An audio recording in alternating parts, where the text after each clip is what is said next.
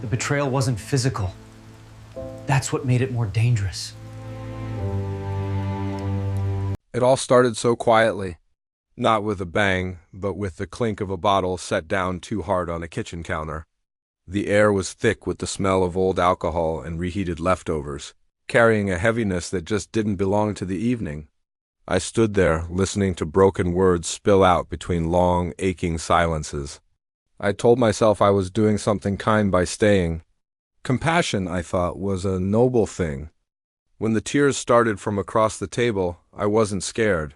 In fact, they made me feel useful, present, almost alive. I completely ignored that little voice in my head whispering that boundaries are most important when emotions are running high. I convinced myself that loyalty meant showing up, no matter what. The hours just dragged on, soaked in a grief that wasn't even mine.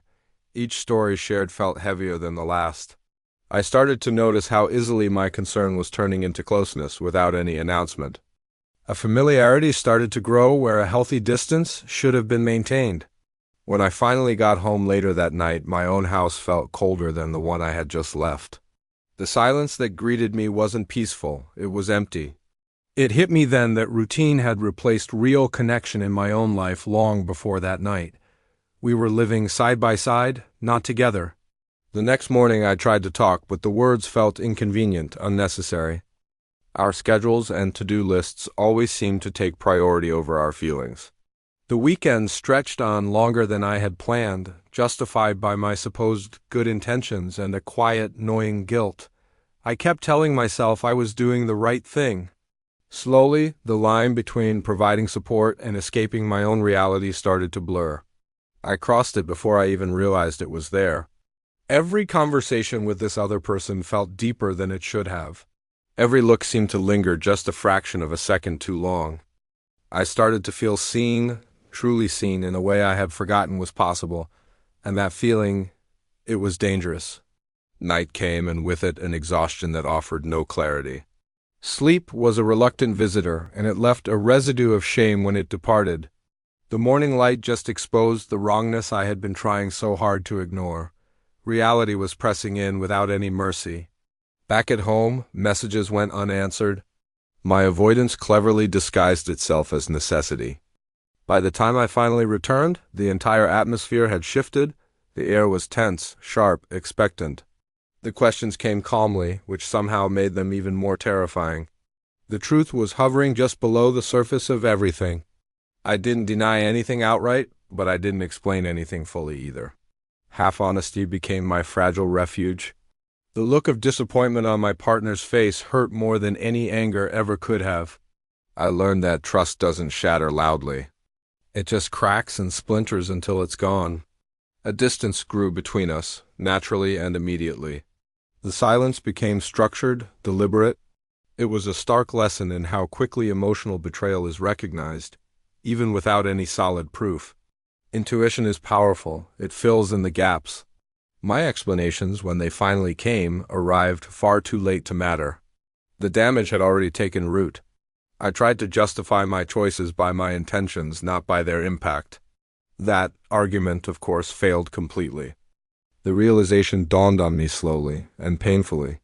I hadn't been running toward someone. I had been running away from the emptiness in my own life. What I had labeled as kindness was actually avoidance.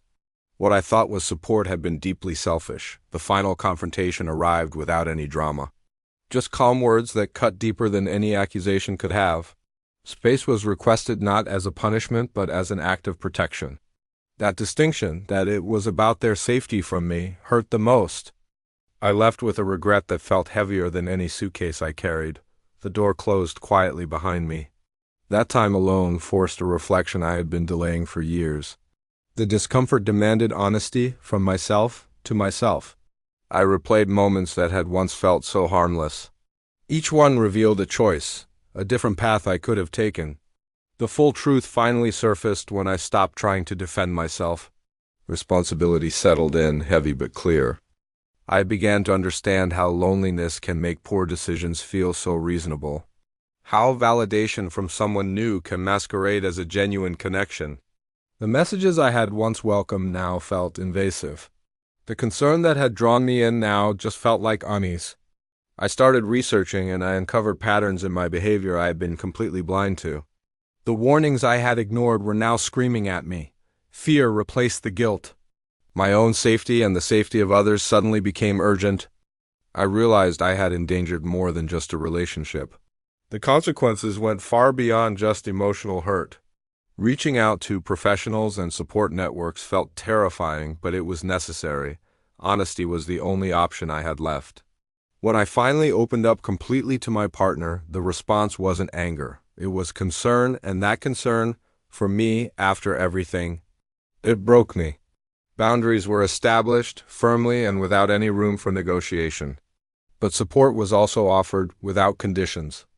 I made the choice to just listen instead of defending myself, and that one choice changed everything. A series of hard conversations followed, stripped of all performance and pride. Truth began to fill the space where excuses had once lived. We both had to acknowledge the distance that had grown so quietly between us over the years. We saw that neither of us was entirely innocent in how we got there. Commitment returned, not as a feeling of certainty, but as a conscious effort. And the effort mattered more than the feeling. We sought outside help, which was necessary and welcomed. Healing, we learned, requires guidance. The past didn't just vanish, but it lost its control over us. Understanding began to soften the edges of regret. A sense of safety replaced the secrecy. Real communication replaced assumption. Our home started to change, slowly and intentionally. It became real, not perfect. Laughter returned, cautiously at first, testing the air. And then it stayed. Our routines reshaped themselves around being present with each other, not just performing our roles. Time together started to gain meaning again. Trust rebuilt itself not through grand promises, but through small, consistent actions, day after day. Patience became absolutely essential for both of us. That other connection, the one that started all of this, faded away completely once clarity arrived. And what followed was an immense sense of relief. I finally understood how easily good intentions can lead to real harm when boundaries are ignored. Awareness became my personal responsibility. The future no longer felt guaranteed, but it felt honest. And honesty was enough. We learned to speak up before resentment could build. We learned to listen without already preparing our defenses. Imperfection stopped feeling like failure. It just became our reality. Some nights are still difficult, but they're also truthful. This story doesn't end with certainty. It ends with a choice. Choosing presence over escape. Choosing accountability over comfort. I learned that love isn't just proven in a crisis. It's proven in the small moments of restraint, respect, and honesty. What nearly broke everything became a warning, not an ending. And this time, we paid attention. The quiet moments feel different now. They feel shared. And in the process of rebuilding something real from the wreckage of something almost lost, I finally understood the deepest truth, that sometimes staying and doing the hard work is braver than leaving. And that honesty, even when it's painful, is the only foundation that truly lasts. Thank you for listening.